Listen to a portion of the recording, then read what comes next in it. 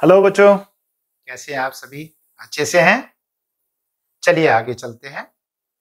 मैं Hero Singh Rawat, PGT in commerce, department of school education Haryana, Edusat broadcasting के माध्यम से हम +2 कॉमर्स में अकाउंटेंसी विषय में इशू ऑफ शेयर अंशों का निर्गमन अध्याय पर चर्चा कर रहे हैं और आज हम चर्चा करेंगे जर्नल प्रविष्टियां।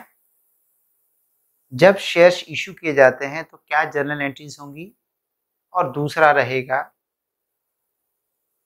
प्रीलिमिनरी एक्सपेंसेस, प्रारंभिक व्यय क्या होते हैं। चलिए अब हम आज के टॉपिक पर चर्चा शुरू करें। बच्चों, आइए एक उदाहरण के द्वारा समझते हैं कि अंशों को कैसे इशू किया जाता है, निर्गमित किया जाता है। क्वेश्चन है, Alpha Company Limited issue 10,000 shares of ₹10 each payable as follows. Alpha Company Limited ने 10,000 अंश जारी किए हैं ₹10 each, जो कि प्रत्येक 10 रुपए का है, पेबल एज फॉलो, जिसका भुगतान निम्न प्रकार से है। On application ₹3 each, on allotment ₹2 each, on first call ₹3 each, and on second and final call ₹2 each। ठीक है बच्चों, कितने शेयर इशू करें? 10,000। एक समरी बना लेते हैं और इस समरी बनाना सीख लीजिए। issued 10,000 shares of ₹10 each। 10,000 share issue किए, 10 रुपए का एक है। ठीक है, 3 रुपए पहले एप्लीकेशन के, इसको मैं इस तरह से लिख रहा हूं, 3 + 2 + 3 + 2 टोटल 10। जो मैंने पहले ऐसे लिखा था 3 2 2 3 2 application, allotment, first call, second, उसको यू में लिख दिया। समझ में आ रहा है? This is application money, this is allotment money, this is first call money, and this one is second and final call money. वही 10 हुए। अच्छा जी, आगे लिखा है, all the shares were subscribed. सारे शेयर मांग लिए गए, सब शेयर का लोगों ने अप्लाई कर दिया। You are required to prepare journal entries. आप जर्नल एंट्री बनाइए, and show the capital in the balance sheet. और जो कैपिटल है उसे बैलेंस शीट में कैसे दिखाएंगे, ऑफ द कंपनी, अज्यूमिंग मतलब मान लेना, assuming that all the sums due on allotment and calls have been received. जो भी राशि थी अलॉटमेंट पे और कॉल पे वो सब मिल गई।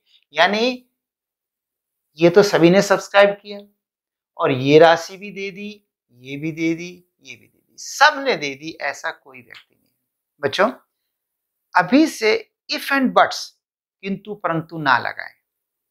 शुरू में क्वेश्चन आसानी से शुरू करेंगे, आसान क्वेश्चन से।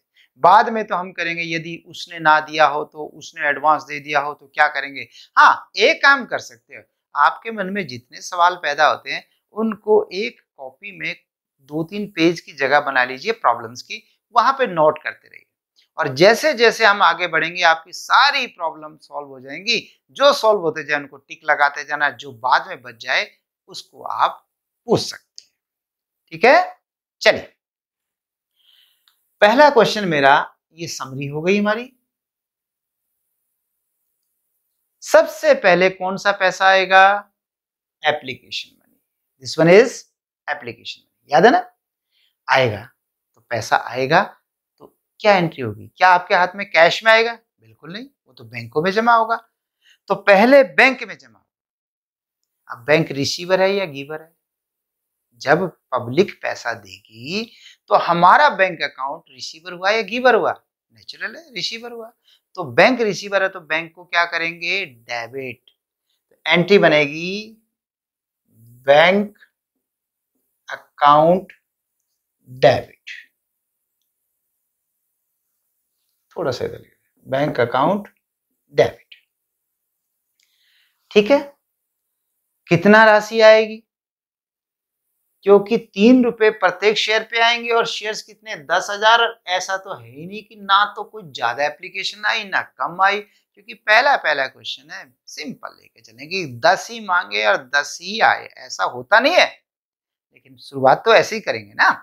तो 10,000 शेयर्स पे पैसे आएंगे तो 10 या 30,000 रुपए आएंगे, तो यहाँ पे आएंगे 30,000 रुपीज। ठीक। 2, बैंक में पैसा आया, ओके बैंक डेबिट। जब भी बैंक में पैसा आए बैंक प्लस करेंगे डेबिट, यानी बैंक को डेबिट करना मतलब प्लस करना।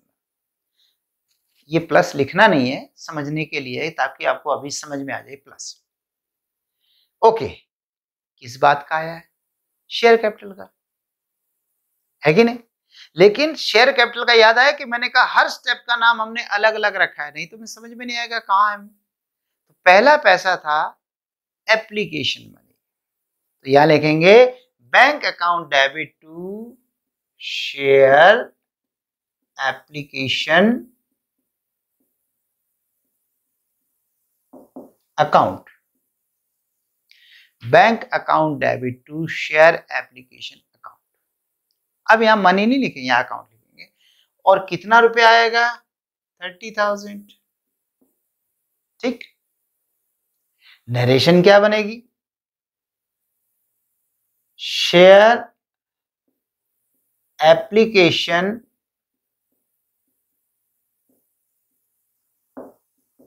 Money received on 10,000 shares at the rate of 3 each। ये देखिए, शेयर एप्लीकेशन मनी रिसीव्ड आ गया ना। Share application money received on 10,000 shares at the rate of 3 each, 3 रुपए के हिसाब से आ गया। ठीक है, eight the rate of ₹3 each. Clear है? पैसा आया, किस नाम से आया? एप्लीकेशन के नाम से। अब एप्लीकेशन मनी का काम हो गया पूरा। एप्लीकेशन को शिफ्ट कर दो शेयर कैपिटल में। तो कैसे करेंगे? जो शेयर एप्लीकेशन डेबिट थी उसको करेंगे यहां पर क्रेडिट, नहीं क्रेडिट थी और इसको करेंगे यहां पे डेबिट। यहां क्रेडिट है ना, इसको डेबिट करेंगे। तो करिए शेयर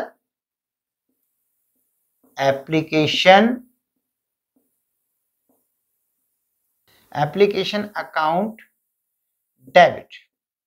लीजिए, जो क्रेडिट था वो डेबिट हो गया। डेबिट होने का मतलब कट गया। हालांकि ऐसे काटते नहीं है, जैसे आपने मैथ्स की बुक में देखा होगा, यहाँ +7 है फिर यहाँ पे -7 है, तो ऐसा काटने जरूरी नहीं होता, सीधा उसका जवाब 0 हो जाता है। होता है कि नहीं? तो इसी तरह से यहाँ पर हम कट नहीं करेंगे, समझ जाएंगे कि ये कट गया। अगर कोई अकाउंट क्रेडिट है और फिर बाद में डेबिट हो गया तो आपस में कट गया, 0 हो गया। कैसे 0 हुआ? 30,000 क्रेडिट है, 30,000 में डेबिट कर रहा हूं, तो मेरा अकाउंट क्लियर हो गया। ठीक है बच्चे। 2 किस में शिफ्ट करेंगे बताइए? शेयर कैपिटल में। Yes, to share capital account 30,000। और नरेशन क्या लिखेंगे इसकी? Share application money transferred to share capital account। लीजिए, share application money transfer to share capital account, खत्म।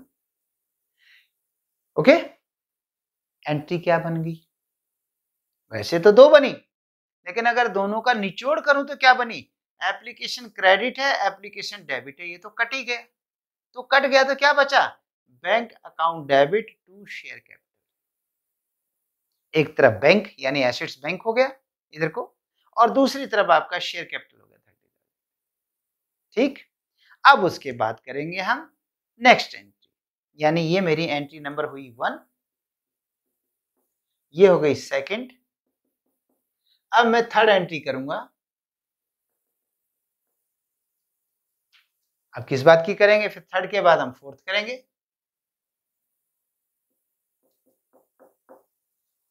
ठीक है ना? ऐसे करके थर्ड करेंगे, फोर्थ करेंगे, फिर फिफ्थ करेंगे, सिक्स सेवन, ऐसे करेंगे। चलिए थर्ड एंट्री करते हैं, यानी नेक्स्ट एंट्री क्या होगी? एंट्री फिर अब ये पैसा आएगा तो करो, क्या एंट्री होगी? Bank account debit to share application. नहीं नहीं, आपकी एप्लीकेशन नहीं, आपकी अलॉटमेंट। तो क्या लिखेंगे? Bank account debit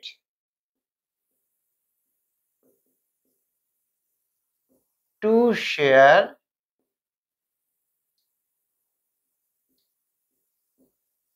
allotment account.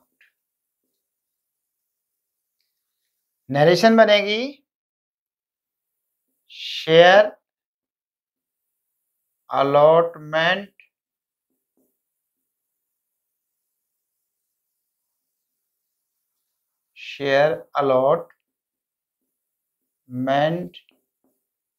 money received on 10,000 shares at the rate of ₹2 each। ठीक, तो 10,000 शेयर्स पे आएगा 10 दूनी 20,000 रुपए।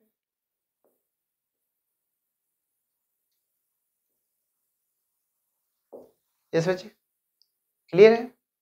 20,000 रुपए। ठीक है बच्चों, आ गया। अब उसके बाद क्या करेंगे बताओ? उसके बाद करेंगे हम इस पैसे को शिफ्ट करेंगे, जैसे हमने एप्लीकेशन को शिफ्ट कर दिया शेयर कैपिटल में, यानी उसने अपना काम पूरा किया था शेयर कैपिटल। अब अलॉटमेंट ने भी अपना काम पूरा कर दिया उसको शेयर कैपिटल में। तो क्या एंट्री होगी? जो शेयर अलॉटमेंट क्रेडिट है वो क्या हो जाएगी? डेबिट। जैसे एप्लीकेशन क्रेडिट से डेबिट होगी, तो करो share allotment debit, share allotment account debit to किसमें? शेयर कैपिटल में, टू शेयर कैपिटल अकाउंट, वो 20,000।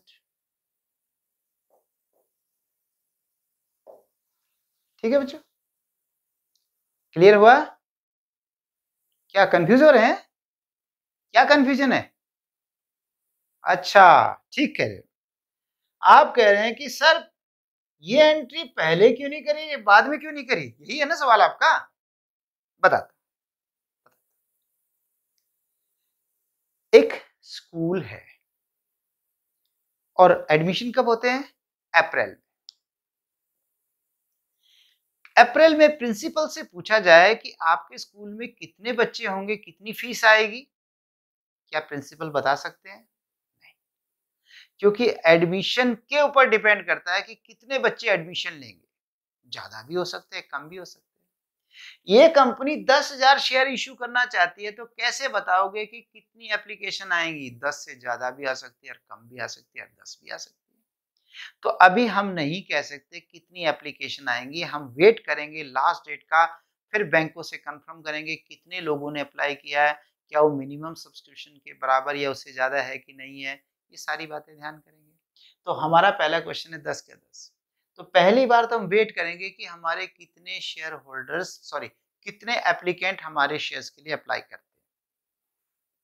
ठीक है बच्चों, अब मुझे पता चल गया कि 10,000 शेयर्स के 30,000 रुपए। अब ये 2 रुपए कितनों से आएंगे? क्या ये भी ज्यादा से आ सकते हैं? अब नहीं, अब जिनको एडमिशन ही नहीं मिला स्कूल में उनसे फीस कैसे आएगी। इसी तरह 10,000 शेयर्स को अगर हमने शेयर अपलोड किए हैं तो 10 से ही तो आएंगे। हाँ, ऐसा तो हो सकता है कि कोई 10 में से भी कोई ऐसा आ जाए जो पैसे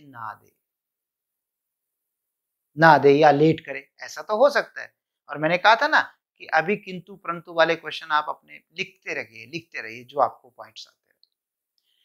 तो बच्चे, पहली बार हम वेट करेंगे। अब हमें पता है कि आइंदा तो 2 रुपए का मतलब है 10,000 गुना 2 20,000 आएंगे, फिर 10,000 गुना 3 30,000 आएंगे, फिर 10,000 गुना 2 20, और मान के चलते हैं कि सबसे आएंगे। ऐसा हो सकता है, मैं ऐसा नहीं करा कि नहीं होगा, कि बिल्कुल ही ऐसा नहीं होगा कि कोई नहीं देगा, ऐसा भी हो सकता है। लेकिन फिलहाल मानते पहला क्वेश्चन सिंपल कि सबने दे दिया, और वैसे भी लिखा हुआ था ना कि सभी ने पेमेंट करे, ऑल द शेयर सब्सक्राइब्ड। तो देखिए, अब जब हमें पहले से पता है कि इतने आएंगे तो बजाय रिसीव करने के पहले ड्यू कर देंगे। तो अब इसकी नरेशन बनेगी share allotment money due on 10,000 shares at the rate of ₹2 each। लीजिए, अलॉटमेंट मनी ड्यू हो गया, ड्यू माने दे, कि जब उसका समय आता है तो हम पहले ही ड्यू कर लेंगे, ठीक है। और बाद में जब अपनी सॉरी अलॉटमेंट मनी आ जाएगा तो अलॉटमेंट, दैट्स ऑल, क्लियर। अब देखिए, इसमें शेयर अलॉटमेंट यहां डेबिट और यहां शेयर अलॉटमेंट क्रेडिट है, तो गौर करें तो ये दोनों आपस में कट गए। तो क्या एंट्री बची? Bank account debit to share capital. Bank debit हो गया, शेयर कैपिटल क्रेडिट हो गई। यहां क्या बना था? Bank debit share capital. यहां क्या बना? Bank debit share capital credit. ठीक। अब अगला सवाल आपका आता है कि इसे याद कैसे रखें। यही है ना प्रॉब्लम, कि सर ये तो नहीं जच रहा, या तो इसको ऐसा कर देते या ऐसा कर देते, ये तो कंफर्म हो गया। अब इसे याद कैसे? देखिए बच्चों, कैपिटल का कौन सा बैलेंस होता है बताओ? कैपिटल का होता है क्रेडिट बैलेंस। कौन सा होता है? क्रेडिट। जोर से बोलिए, क्रेडिट, शाबाश। कैपिटल का बैलेंस होता है क्रेडिट। तो पहली बार कैपिटल क्रेडिट होगी, यहां पर हमने कैपिटल को क्रेडिट किया है, ये वाला। यहां भी गौर करो तो कैपिटल क्रेडिट हुई, ये कैपिटल क्रेडिट। तो जब एंट्री होगी ड्यू करने की तो कैपिटल क्रेडिट की जाएगी, ठीक है। तो अगर कैपिटल क्रेडिट होगी तो ऑटोमेटिकली जो बाकी बच गया वो डेबिट होगा। और बाद वाली एंट्री से तो समझ में आ जाएगा, बैंक डेबिट टू अलॉटमेंट है तो अलॉटमेंट। अब जैसे इसके बाद में फिफ्थ एंट्री करूं, अब बताइए, पांचवी एंट्री में पहले फर्स्ट कॉल ड्यू करेंगे, फिर रिसीव करेंगे, पहले रिसीव करेंगे फिर ड्यू करेंगे, या कुछ भी कर दो? कुछ तो नहीं, पहले ड्यू करेंगे। तो ड्यू करने की एंट्री याद आई, कैपिटल पहले क्रेडिट होती है, तो यहां पर भी मैं कैपिटल को क्रेडिट कर दूंगा टू शेयर कैपिटल अकाउंट। लीजिए, जो कैपिटल यहां क्रेडिट हुई थी, ये कैपिटल क्रेडिट हो रही है, और ये कैपिटल क्रेडिट, देखिए तीनों जगह कैपिटल क्रेडिट हो रही है। अब तो याद हुआ, कैपिटल का बैलेंस होता है क्रेडिट, और पहले कैपिटल क्रेडिट करते हैं। तो शेयर कैपिटल क्रेडिट कितना भाई? Share first call money due on 10,000 shares at the rate of ₹3 each। लीजिए, अब 3 के हिसाब से ड्यू करेंगे, और डेबिट क्या होगा? शेयर, बोलिए बोलिए, फर्स्ट कॉल अकाउंट डेबिट। और 10,000 शेयर है, 3 के हिसाब से 30,000 रुपए हो गए, और ये भी 30,000 रुपए हो गए। क्लियर? सभी को समझ में आ रहा है बच्चे? ठीक है। अब उसके बाद 6th पॉइंट क्या होगा? 6th पॉइंट बताइए। अब ये फर्स्ट कॉल का पैसा आएगा ना, तो बैंक में आएगा, तो bank debit, bank account debit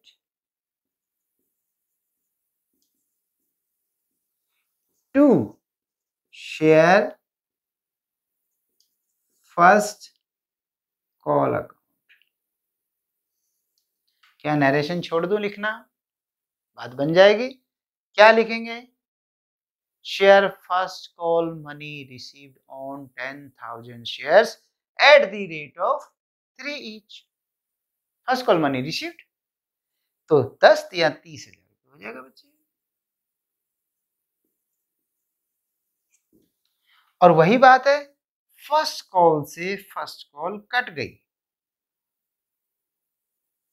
जो फर्स्ट कॉल डेबिट हुई थी 30,000, फर्स्ट कॉल क्रेडिट हो गई 30,000, कट गई। क्या एंट्री बची?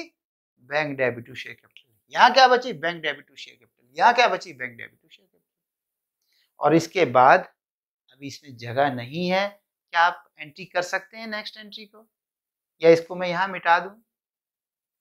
मिटा के चलें, क्योंकि जगह की कमी है। तो अब मैं यहाँ पर अगर मिटा के चलता हूँ तो चलिए इसको याद रख लीजिएगा। या यहाँ पर कहाँ तक हो जाएगा? नहीं होगा नीचे। तो अगली एंट्री इसी प्रकार से होगी, शेयर कैपिटल ड्यू करेंगे तो कैपिटल क्रेडिट की जाएगी, तो कैपिटल क्रेडिट होगी। और डेबिट क्या होगा? जहां शेयर फर्स्ट कॉल लिखा वहां क्या लिखा जाएगा? Share second and final call. ठीक है। और फिर बाद में जब पैसे आएंगे तो यहाँ लिखा है bank debit to share first call, तो वहां क्या लिखेंगे बताइए? Bank debit to share second and final call. और वो 10,000 गुना 2 20,000 आ जाएगा। ठीक है। ये 4 एंट्रीज होंगी, यानी टोटल मिला के टोटल 8 एंट्रीज हो जाएंगी। 2 एप्लीकेशन की, 2 अलॉटमेंट की, 2 फर्स्ट कॉल की और 2 second and final call. 8 entries हो गई बच्चे। क्लियर है? चलिए अब हम करेंगे बैलेंस शीट में शो करना। ठीक है। तो बैलेंस शीट में कैसे शो करते हैं वो देखते हैं। देखिए, इक्विटी एंड लायबिलिटी साइड में सबसे पहला हेडिंग क्या है? Shareholders funds. और शेयर होल्डर फंड्स में number A share capital, B reserve and surplus, और C money received against share warrants. जिसमें जो पहला ए पॉइंट है शेयर कैपिटल, उसके सामने पहले नोट में देखिए 1 नंबर लिखा है। 1 का मतलब है नीचे नोट्स टू अकाउंट्स में 1 नंबर पर शेयर कैपिटल की डिटेल है। अगर इस क्वेश्चन में रिजर्व एंड सरप्लस भी होता तो हम उसे 2 नंबर लिखते, मनी अगेंस्ट शेयर वारंट्स भी होता तो उसे 3 लिखते। ठीक है। अब अमाउंट करंट ईयर सामने कितना लिखा है? 1 लाख। अभी कैसे 1 लाख आया, इसकी डिटेल हम नोट्स टू अकाउंट्स में देखेंगे। देखिए आगे शेयर कैपिटल में देखिए, नोट्स टू अकाउंट्स में सबसे पहले क्या आता है, इसे याद करते चलें। ऑथोराइज्ड कैपिटल, रजिस्टर्ड कैपिटल या नॉमिनल कैपिटल, तीनों में से एक ही बात है। ऑथोराइज्ड, क्योंकि इस क्वेश्चन में ऑथोराइज्ड का जिक्र नहीं किया गया, तो हम भी इसको उसी प्रकार से शो करेंगे, सिर्फ डैश डैश डैश करके, dash dash dash equity shares of rupees dash dash dash each. हमने अपना काम पूरा कर दिया। यदि हमें पता होता तो हम यहाँ पर ऑथोराइज कैपिटल लिख देते। ठीक है बच्चों। उसके बाद क्या है? Issued capital.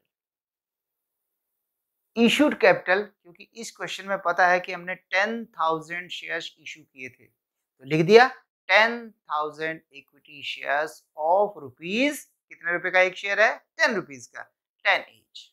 तो कितना बन गया जब 10,000? 10 1 लाख।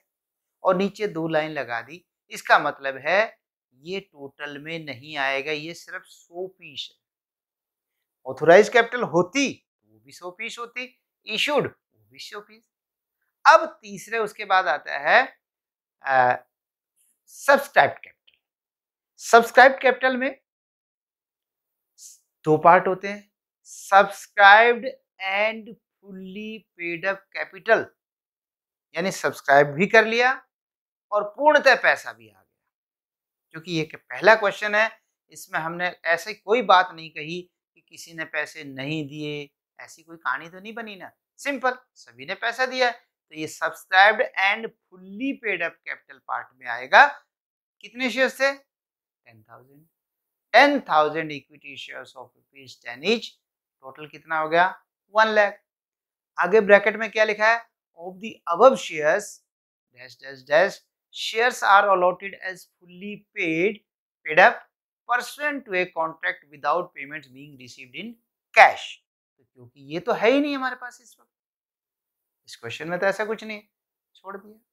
अब आगे subscribed but not fully paid up capital, वो अभी है ही नहीं, तो चाहे आप इसे यहाँ पे शो ना भी करो, अगर पूरी कंपनी की बैलेंस शीट दिखानी है तब तो शो करना जरूरी है, नहीं तो यहाँ पर फिलहाल क्योंकि आप शेयर कैपिटल को शो करना चाहते हैं वो आप कर चुके, ठीक है।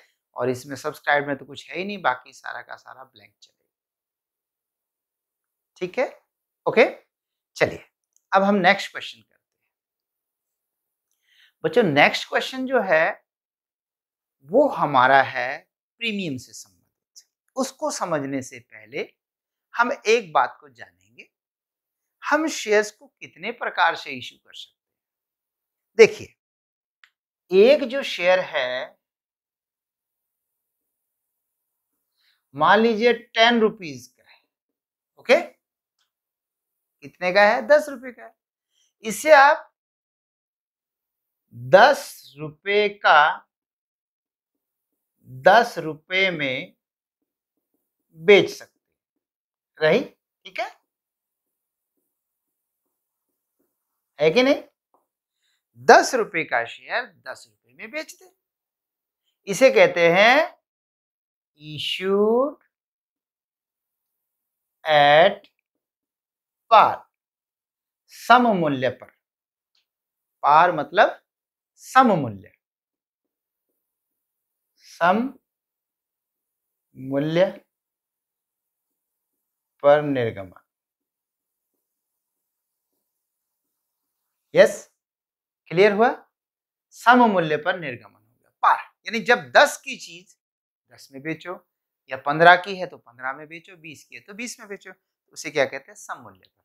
अब उसके बाद 10 रुपए का अंश 12 या 15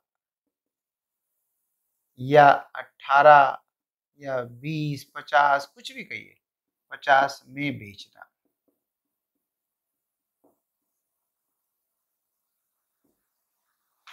₹10 का अंश 10 से ज्यादा में बेचना, हाँ बेच सकते हैं। कंपनी 10 रुपए के अंश को कितना ही महंगा बेच सकती है यदि लोग खरीदने वाले हैं तो। इसे कहते हैं इश्यूड एट प्रीमियम, प्रीमियम पर जारी करना। इश्यूड एट प्रीमियम, प्रीमियम पर जारी करना। किसे कहते हैं प्रीमियम पर जारी करना? जब 10 का शेयर यानी जितने रुपए का शेयर है उससे महंगा बेचा जाए, अगर जनता खरीदने को तैयार है तो कंपनी बेच सकती है। इसे हम पूंजीगत लाभ कहेंगे। तो इस तरीके से ये कमा सकती है कंपनी, ठीक है बच्चों। अब हम चलते हैं आगे। शेयर को हमने 10 का 10 में बेचा, 10 का महंगा बेचा, एक बात रहेगी 10 का कम में बेचना। कंपनी अधिनियम 2013 में शेयर्स को डिस्काउंट पे नहीं बेचा जा सकता, जबकि इससे पहले जो अधिनियम था इंडियन कंपनीज एक्ट 1956, उसमें शेयर्स को महंगा, सम मूल्य पर और डिस्काउंट पर तीनों कंडीशन में बेचा जा सकता था।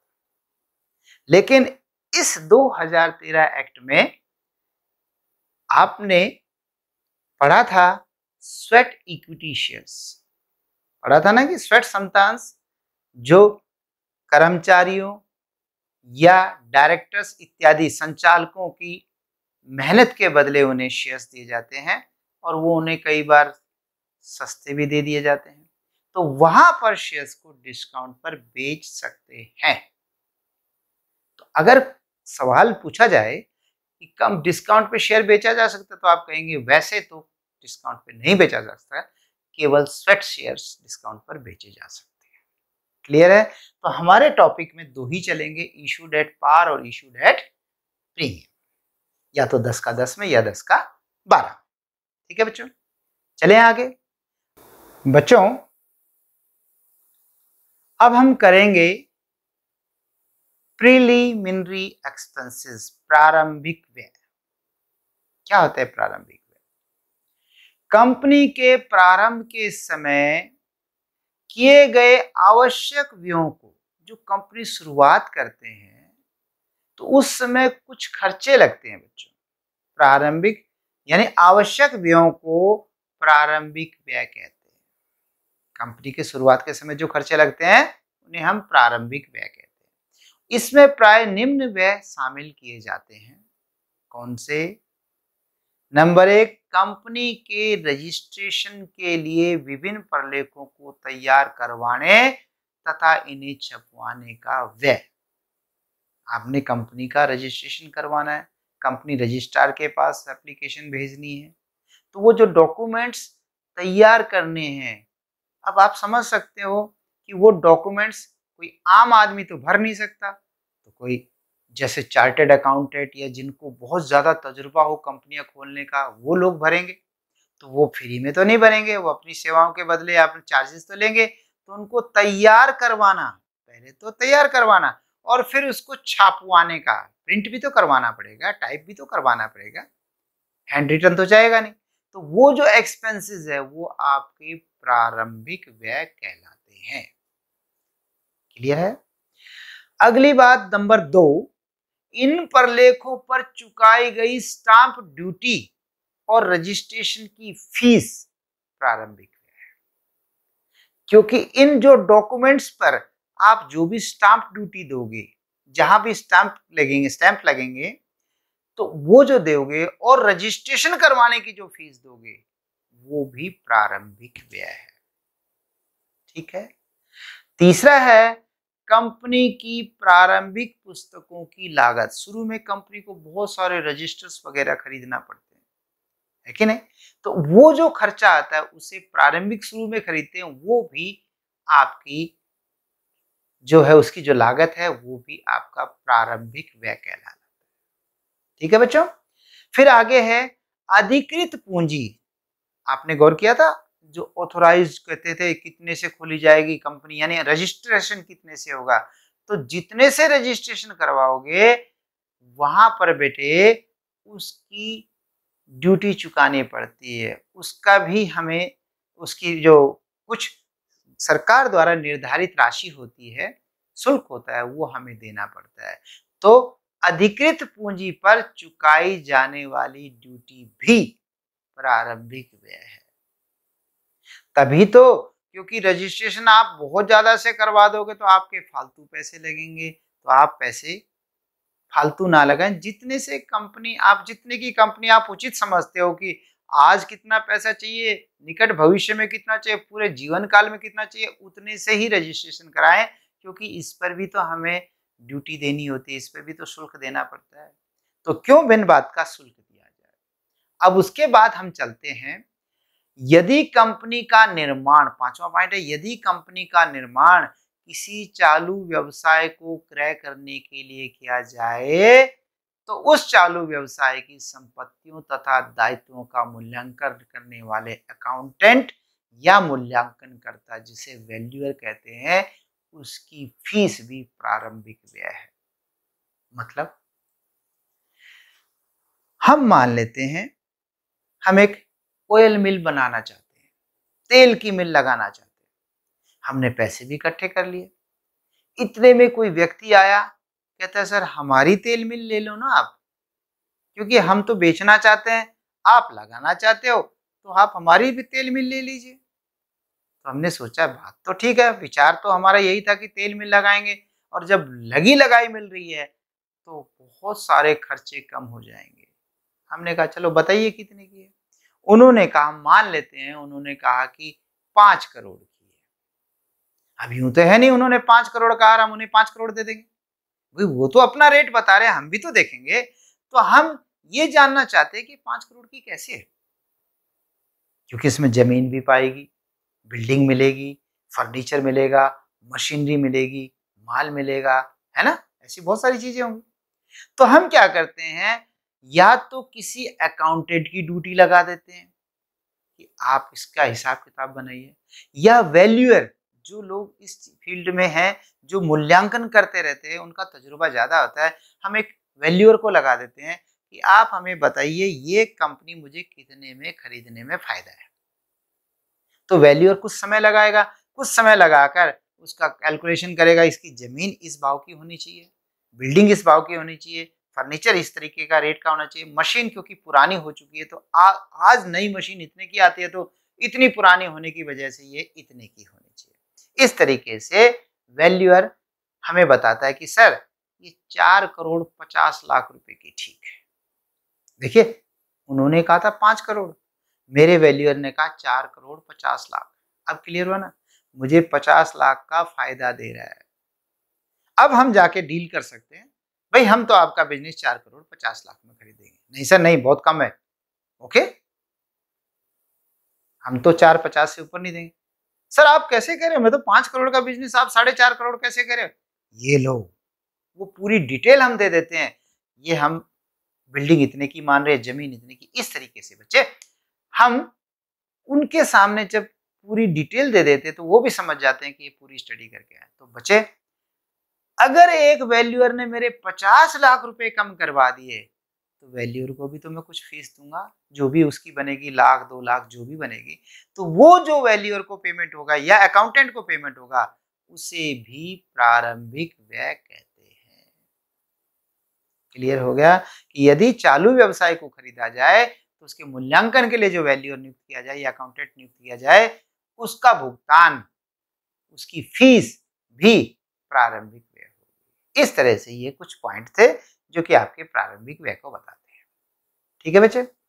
अब देखिए, नोट लेखांकन प्रमाप 26 अकाउंटिंग स्टैंडर्ड 26 के अनुसार प्रारंभिक व्ययों को, जो प्रारंभिक जो ऊपर बताए प्रिलिमिनरी एक्सपेंसेस, इनको जिस वर्ष वे हुए हैं, जिस वर्ष हुए हैं उसी वर्ष इनकी संपूर्ण राशि सर्वप्रथम सिक्योरिटीज प्रीमियम रिजर्व, अगर आपके पास इफ अवेलेबल, अगर अवेलेबल है, में से एप्लीकेट कर देनी चाहिए। क्या कह गया मैं कहना चाहता हूं कि अगर प्रारंभिक व्यय हैं और दूसरी तरफ हमारे पास सिक्योरिटीज प्रीमियम रिजर्व है, तो बच्चे ऑटोमेटिकली आपको प्रारंभिक व्यय को सिक्योरिटीज प्रीमियम रिजर्व में से काट देना है, जैसे कि हमने इससे पहले एक क्वेश्चन भी किया था। ठीक है, और नहीं तो आगे भी समझाएंगे।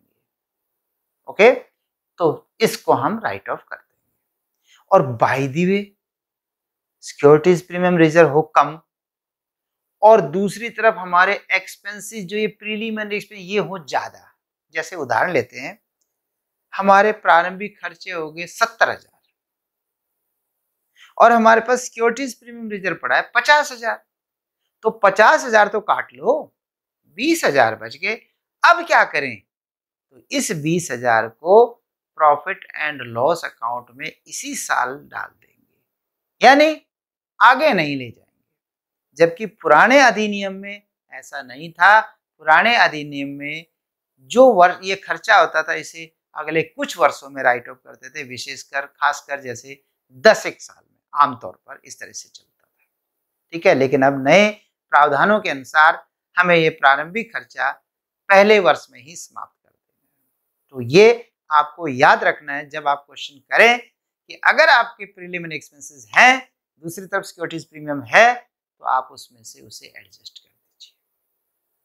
क्लियर है? अब चलते हैं आगे। तो ये आगे बता दिया, यदि परंतु यदि सिक्योरिटीज प्रीमियम रिजर्व से पूरी राशि एप्लीकेट ना हो पाई हो तो ऐसे में शेष राशि को प्रॉफिट एंड लॉस अकाउंट से एप्लीकेट कर देना चाहिए। अब हम प्रिय बच्चों, समय को मद्देनजर रखते हुए